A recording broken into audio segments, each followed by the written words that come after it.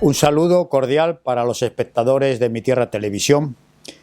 Estoy aquí para hablar de un libro que hemos escrito el coronel José María Manrique y yo sobre un título que creemos atractivo, que es el de Ejércitos Anulados. Queremos en este libro hacer o dar un reflejo de la situación actual de los ejércitos de España.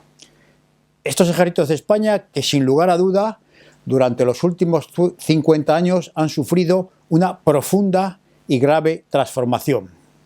Esta transformación, desde luego, ha sido paralela a la transformación de toda la sociedad española, del conjunto del Estado español y de la nación española. Porque tenemos un punto de partida que es la creación en España, a partir del 18 de julio de 1936, de un Estado auténticamente nacional, basado en un ejército que también podemos dar esta denominación de ejército nacional. Un Estado que se distinguía por ese sentido social, un Estado de derecho, defensor de la justicia, igual en su tratamiento para todos los españoles y con unos objetivos de desarrollo económico, social y político como nunca hasta entonces se había producido en España. Bien, pues este Estado nacional, este ejército nacional, empieza a sufrir una transformación profunda desde hace 50 años que nos lleva hasta la situación de la España de hoy. Este ejército nacional estaba completamente unido a la población española. Es un ejército que está profundamente enraizado y que desarrolla una labor no solo militar, lo más importante, de defensa de la unidad, de la integridad y de la soberanía de la patria, sino también esta función de desarrollo social unido en un trabajo incesante de enseñanza a aquellos que no sabían leer y escribir, de dar una formación profesional, de intercambio entre las regiones de España durante el tiempo de su desarrollo, de servicio militar, etcétera, etcétera. Bien, pues como digo, este ejército ha sufrido una transformación. ¿Y por qué? Pues ha sufrido una transformación porque cuando llegamos a la situación previa a lo que se ha llamado la transición española, unos años antes de morir Franco, el único obstáculo que había firme y unido para tratar de impedir una transformación del régimen creado el 18 de julio eran precisamente los ejércitos. Por eso ya en vida de Franco hay una labor interna y externa que trata de romper esta cohesión de los militares en España. Y esta acción externa está clarísimamente reflejada en los atentados terroristas de ETA, en la acción continua de los medios de comunicación que empiezan a difundir un espíritu de carácter pacifista o antimilitarista para socavar la moral de los ejércitos, o incluso una labor subversiva dentro del propio ejército. Había movimientos sindicalistas dentro de los cuarteles, había una labor también de socavar a la oficialidad joven, lo cual vino a reflejarse en la creación de la Unión Democrática Militar, conocida como UMD, o Militar Democrática.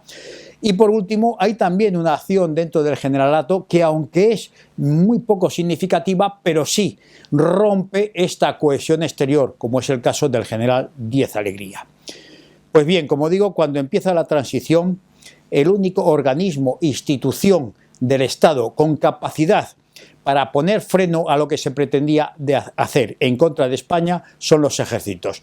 Por eso, los ataques, las acciones van dirigidas principalmente contra el estamento militar.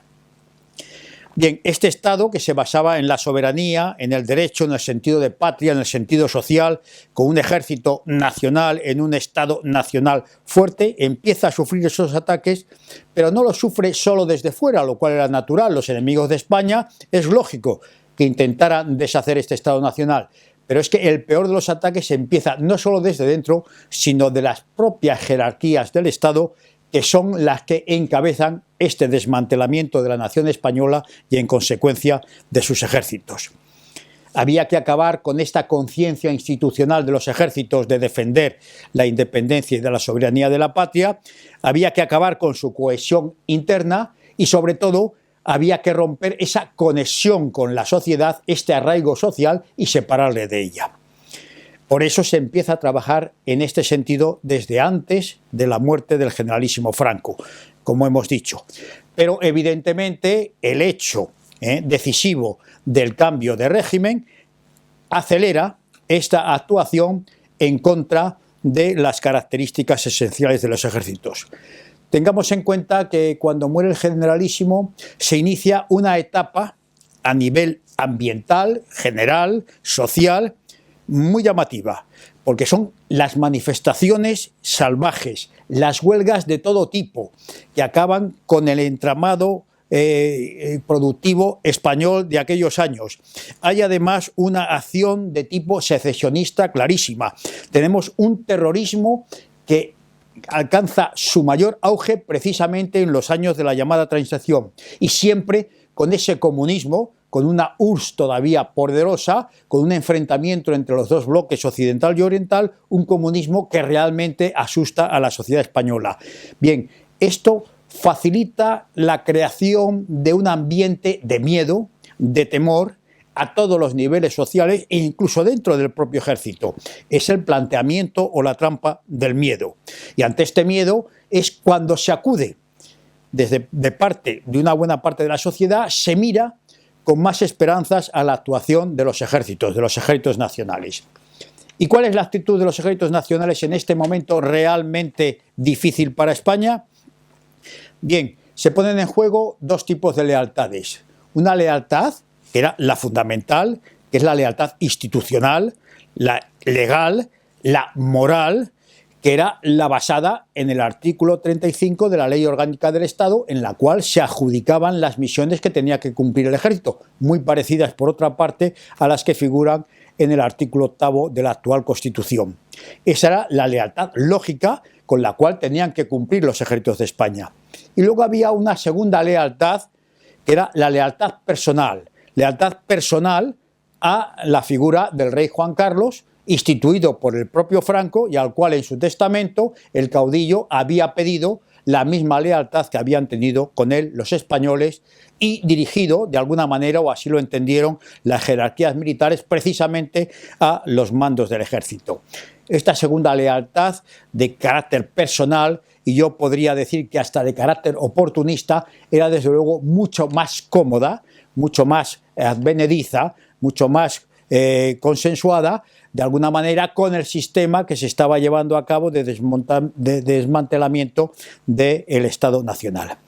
Bien, pero es que además de este conformismo, digamos, del mando militar, con esa falsa interpretación de la auténtica lealtad, se están desarrollando una serie de acciones muy importantes, continuadoras de las que ya hemos hablado antes, para tratar de desmantelar de alguna manera los ejércitos.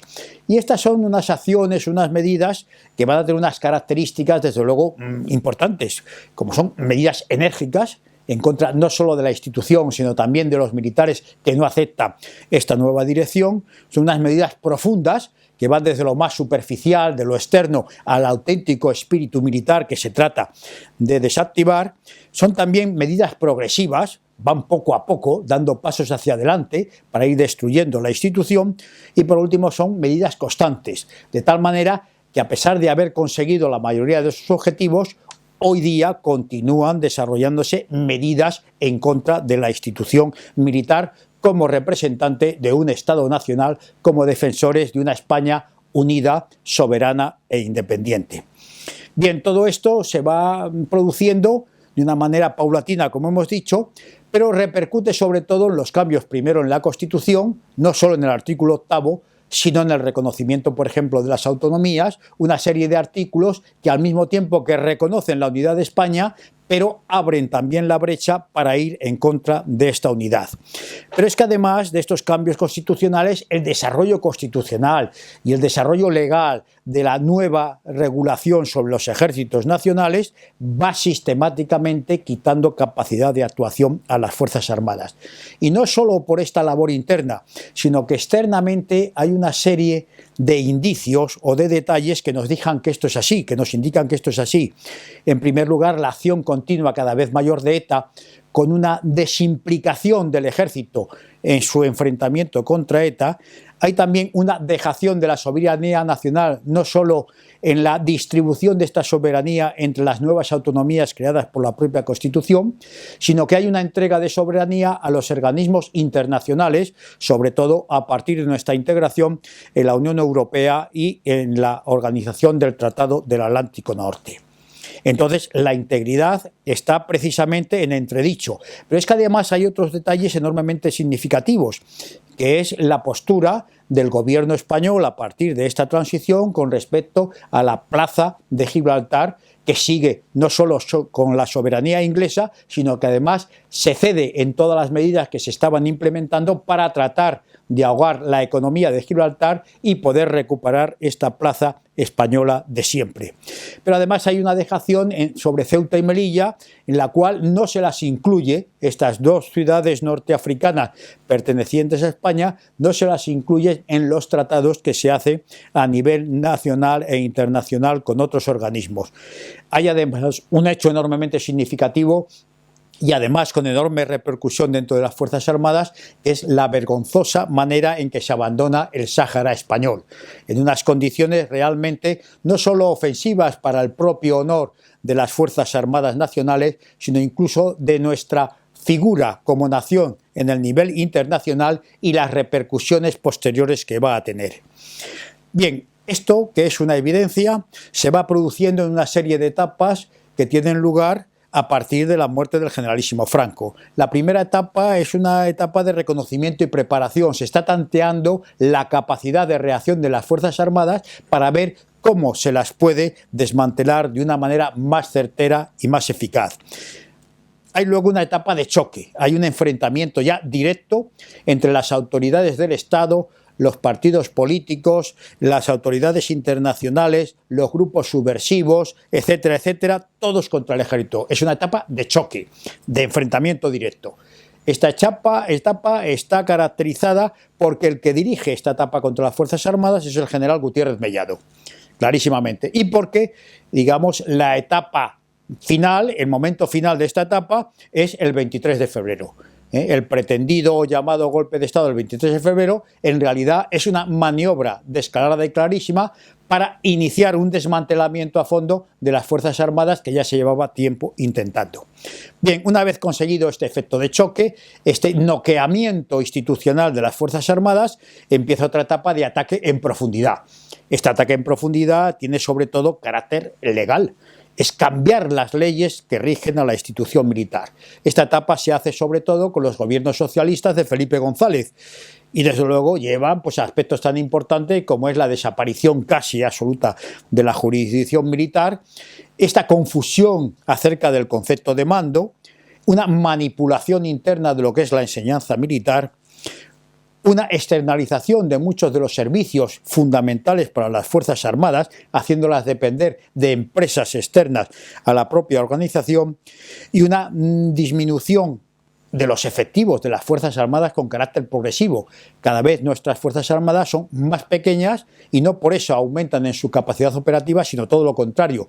Están disminuidas también en capacidad en cuanto a material y en cuanto a medios financieros o económicos.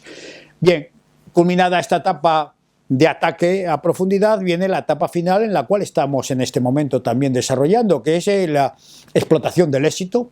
La explotación del éxito se lleva a cabo llamativamente con el gobierno de Aznar, luego con el gobierno de Zapatero y ya en esta última etapa con el gobierno alargado, con esta nueva legislatura del señor Rajoy. Esta ya, una vez que han visto que dentro de las Fuerzas Armadas han acabado con todo tipo de resistencia, ya no hay una oposición desde dentro del cuadro de oficiales, de la tropa o de los cuadros de suboficiales, por supuesto que no desde el generalato, pero ven que no hay esta resistencia porque han acabado con ella. Ya no hay ni siquiera alguna voz discordante, que también acabaron con ella, si alguna hubo en algún momento. Y entonces es la etapa en que se acaba con el servicio militar, fundamental para esta conexión con la sociedad española. Se acaba de desmantelar, porque ya se había iniciado la industria militar, nos hacen depender de la industria internacional en manos de empresas privadas. Hay una desamortización del patrimonio militar, todo se vende, que pertenezca al Ministerio de Defensa. Hay una falsa profesionalización de las Fuerzas Armadas, lo cual es una auténtica falsedad, es una mentira. No son unas Fuerzas Armadas profesionales. Estamos viendo lo que sucede en la actualidad con los soldados que están cumpliendo los 45 años y que se les pone en la calle sin ningún miramiento. Hay un cambio incluso en un texto tan importante para las Fuerzas Armadas como son las ordenanzas. Es un concepto que se manipula por el poder político para llevar un espíritu que no tiene nada que ver con el espíritu castrense. Y por último se dedica a las Fuerzas Armadas, las pocas que quedan, por su tamaño, por su capacidad, se le dedican a misiones, tanto internas como externas, que no tienen nada que ver con el cometido que está explicado en su razón de ser. Porque internamente se les dedica en la unidad militar de emergencia a ser una especie de bomberos, una mano de obra barata para acudir ante las situaciones de desastre o de emergencia nacional, y en el exterior están servicios de organismos internacionales para defensas de intereses que la mayoría de las veces no tiene absolutamente nada que ver con los intereses nacionales. Conclusión a la que hemos llegado en este momento: España todavía tiene, gracias a Dios, por eso hablamos de ejércitos anulados, existen ejércitos, pero que tienen buenos soldados, hay buenos soldados profesionales en cuanto a los oficiales y los suboficiales, incluso entre la tropa, vocacionales también. Hay buenas unidades, muy pocas, cada vez menos, pero que son efectivas dentro de lo que caben, pero desde luego son unidades y son soldados insuficientes para las misiones que tienen, están mal equipados, están muy mal empleados, están maltratados, no solo por la opinión pública muchas veces, sino también por el poder político, por los partidos. Ya vemos en escenas que se producen con algunas autoridades que tenemos en España. Están mal mandados, mal dirigidos.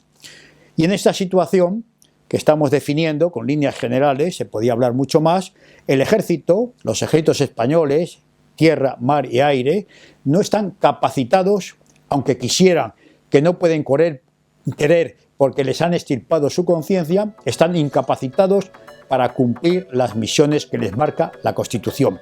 Esta es la triste situación del ejército en España en estos momentos. Muchas gracias.